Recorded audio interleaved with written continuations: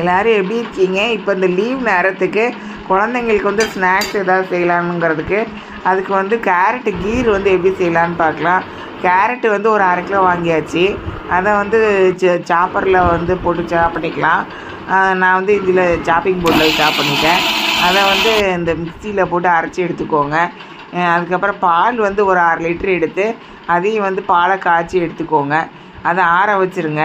அதுக்கப்புறம் கேரட்டை வந்து அரைச்சதை எடுத்து தனியாக எடுத்து வச்சுட்டு அதுக்கப்புறம் அதை வந்து ஒரு சட்டியில் போட்டு அதை அந்த மிக்சி கழுவின தண்ணியெல்லாம் எடுத்து அதில் ஊற்றிடுங்க. அதில் வந்து சுகர் வந்து மெஷரிங் கப் வந்து சீனி வந்து 1 கப்பு எடுத்து போட்டுக்கோங்க மெஷரிங் கப்பில்.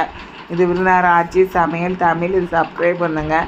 நன்றி. இந்த சீனி அதில் போட்டுட்டு நல்லா கிண்டுன்னு கிண்டிடுங்க.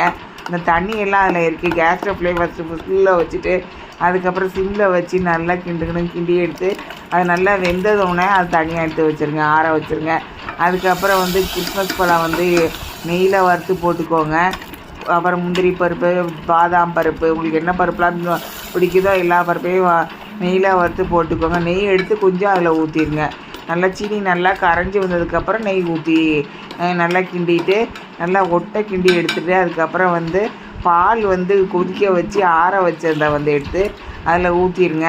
அதுக்கப்புறம் நீங்கள் சூடாக சாப்பிட்றனாலும் சாப்பிட்லாம், இல்லைன்னா ஃப்ரிட்ஜில் வச்சுட்டு வந்து நீங்கள் வந்து அப்பப்போ தேவையாக இருக்கும்போது எடுத்து சாப்பிடலாம். இதை மாதிரி சமைச்சி குழந்தைங்களுக்கு கொடுங்க. குழந்தைங்க ரொம்ப விரும்பி சாப்பிடுவாங்க. நல்ல சத்துள்ள உணவு. நன்றி.